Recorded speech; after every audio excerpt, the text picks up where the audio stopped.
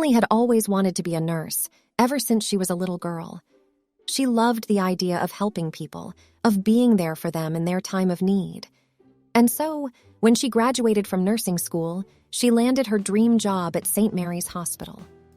On her first day at the hospital, Emily was feeling a mix of excitement and nerves. She was eager to get started, but she also knew that she had a lot to learn. She was assigned to the orthopedic ward, where she would be responsible for helping patients who had broken bones or other injuries to their bones and muscles. Emily's first patient was a man named Jack. He was in his early 30s and had broken his leg in a skiing accident. Emily could tell right away that he was in a lot of pain, but he tried to hide it with a smile. "Hi there," Emily said as she walked into Jack's room. "My name is Emily, and I'll be your nurse today. How are you feeling?" Jack gave her a small smile. "I'm hanging in there," he said. "Thanks for asking."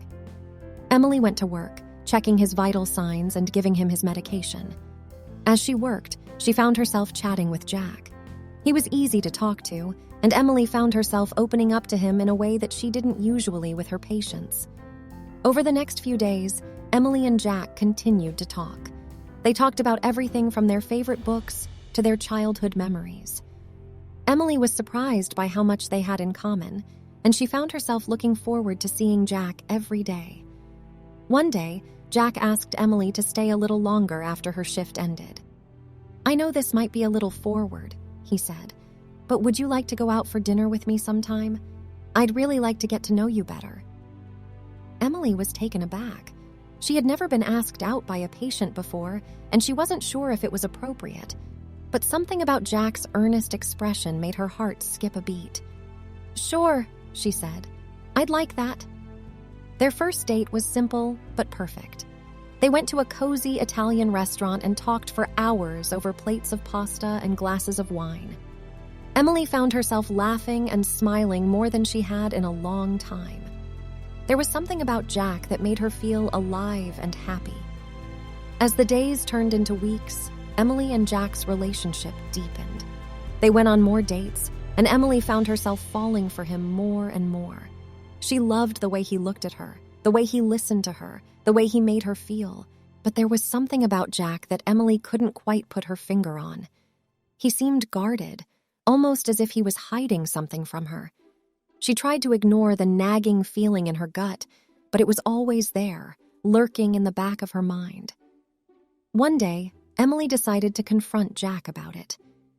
"Is there something you're not telling me?" she asked him. "Something about your past, maybe?" Jack looked away, his expression pained. "There is," he said, "but I don't know if I'm ready to talk about it yet." Emily didn't push him, but she couldn't help feeling hurt and confused. She didn't know what Jack was hiding, but she knew that it was something big. Despite the unease in their relationship, Emily and Jack continued to see each other. They went on weekend getaways and spent lazy afternoons in the park.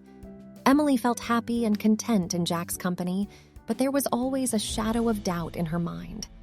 One day, Jack surprised Emily by taking her on a hot air balloon ride. Emily had never been on a hot air balloon before, and she was both nervous and excited as they soared up into the sky. As they floated above the city, Jack took her hand and gazed into her eyes.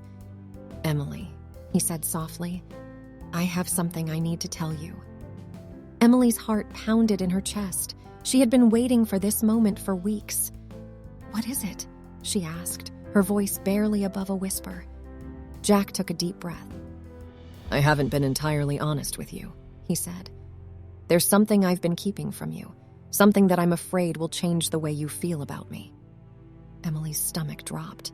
She had a sinking feeling that she knew what he was going to say. "I'm married," Jack said.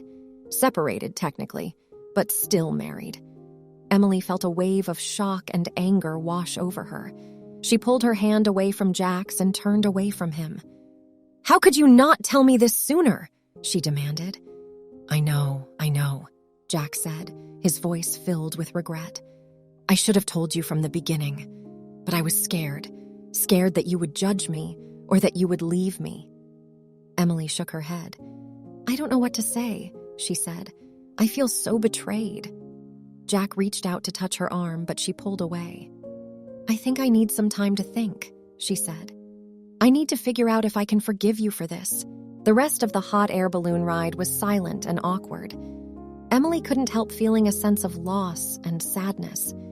She had thought that Jack was the one, but now she wasn't sure if she could trust him. Over the next few days, Emily tried to sort through her feelings. She still loved Jack, but she didn't know if she could ever forgive him for lying to her. She couldn't help feeling like their relationship had been built on a foundation of lies.